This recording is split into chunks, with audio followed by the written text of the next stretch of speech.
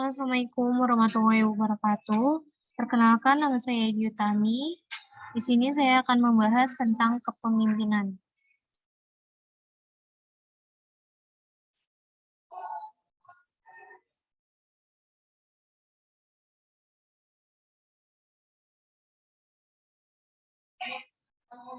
Kepemimpinan tersendiri yaitu kepemimpinan secara umum adalah sebuah kemampuan yang terdapat di dalam diri seseorang untuk bisa mempengaruhi orang lain atau memandu pihak tertentu untuk mencapai tujuan. Sementara itu, definisi pemimpin dalam Kamus Bahasa Indonesia adalah orang yang memimpin. Jadi, seorang pemimpin wajib memiliki kemampuan untuk mempengaruhi atau memandu sekelompok orang atau pihak. Yang berikutnya ada teori kepemimpinan. Di dalam teori kepemimpinan itu yang pertama ada teori karakter. Teori karakter sendiri merupakan sebuah teori yang menitikberatkan karakter-karakter tertentu yang mampu menyukseskan kepemimpinan. Contohnya seperti karakter fisik, inteligensi, ketegasan, dan sebagainya. Yang kedua, teori perilaku. Dalam teori perilaku dijelaskan mengenai beberapa perilaku yang mencerminkan karakter pemimpin. Perilaku tersebut terbagi menjadi dua. Yang pertama adalah job-centered dan yang kedua adalah employee-centered. Yang pertama job-centered tersendiri adalah sifat kepemimpinan yang berfokus pada pekerjaan, sedangkan employee-centered tersendiri berfokus pada kondisi para karyawan atau bawahan di suatu proyek. Yang ketiga, teori kepemimpinan situasional. Dalam teori yang dikembangkan oleh Hersey dan Blanchard ini memiliki titik berat pada kematangan para pengikut atau bawahan. Kesuksesan suatu tujuan bergantung pada matang tidaknya para bawahan. Dapat disimpulkan bahwa ada berbagai perbedaan pendapat terkait teori kepemimpinan. Kepemimpinan yang sukses tidak hanya berlandaskan pada faktor pemimpin saja, tetapi juga para bawahannya. Yang berikutnya ada fungsi kepemimpinan. Fungsi kepemimpinan sendiri yaitu terbagi menjadi 5 fungsi. Yang pertama, ada fungsi instruktif. Fungsi ini menempatkan pemimpin sebagai pengambil keputusan dan pemberi tugas terhadap para bawahannya. Sementara itu, para bawahan bertugas untuk menjalankan segala instruksi yang diperintahkan. Yang kedua, fungsi konsultatif. Fungsi konsultatif sifatnya dua arah. Bawahan hanya dapat berkonsultasi pada pemimpin untuk mencari jalan terbaik dalam mencapai tujuan bersama. Fungsi yang ketiga ada fungsi partisipasi.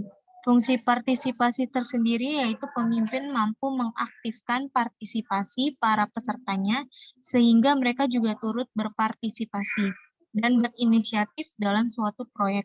Para bawahan tidak hanya sekedar menjalankan perintah saja. Yang keempat, ada fungsi delegasi. Fungsi delegasi tersendiri yaitu pemimpin mampu untuk mendelegasikan suatu wewenang kepada orang lain yang memang sesuai dengan tugas tersebut. Bukan hanya mampu memerintah, ia juga harus mampu untuk mengetahui tugas-tugas yang cocok didelegasikan kepada bawahannya. Yang kelima ada fungsi pengendalian. Fungsi pengendalian sendiri mampu mengendalikan segala aktivitas bawahannya agar efektif bertugas untuk mencapai tujuan dan tidak keluar jalur. Pemimpin yang tegas dan juga pemimpin yang teliti dalam mengamati bawahannya. Berikutnya ada tujuan kepemimpinan. Di dalam tujuan kepemimpinan itu yang pertama ada mencapai tujuan. Kepemimpinan sangat dibutuhkan dalam perusahaan atau kelompok supaya tujuan dapat tercapai. Tanpa adanya satupun pihak yang berjiwa pemimpin, tujuan sulit untuk dicapai karena tidak ada sosok yang bisa dijadikan pegangan.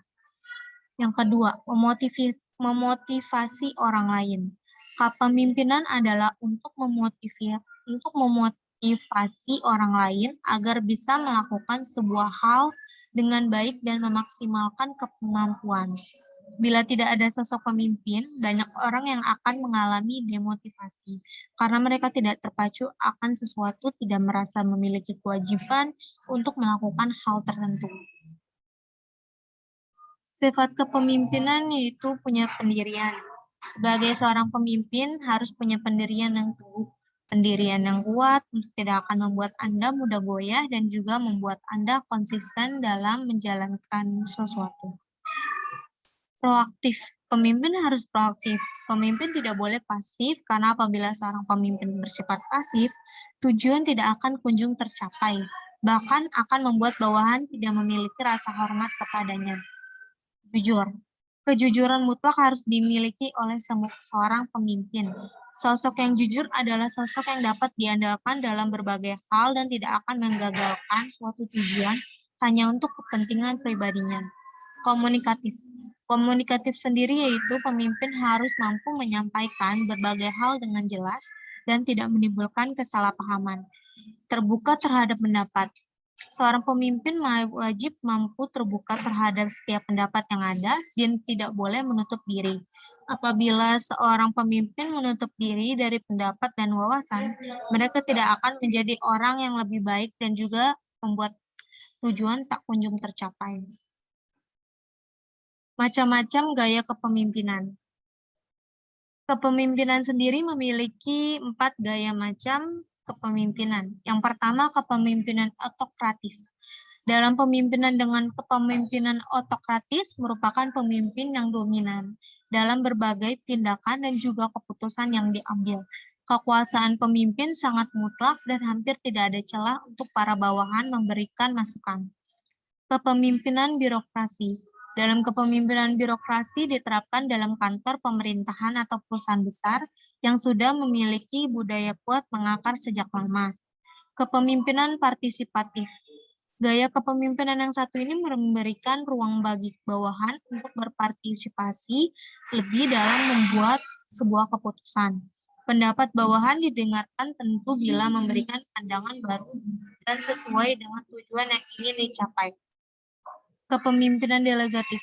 Gaya kepemimpinan delegatif memberikan kebebasan oleh para pemimpin, maka dari itu bawahan punya ruang untuk melakukan hal-hal sesuai dengan keyakinan mereka dan mampu mengambil keputusan sendiri.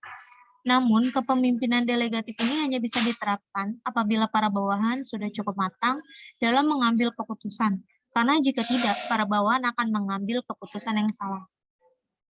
Terima kasih. Sekian dari saya. Wassalamualaikum warahmatullahi wabarakatuh.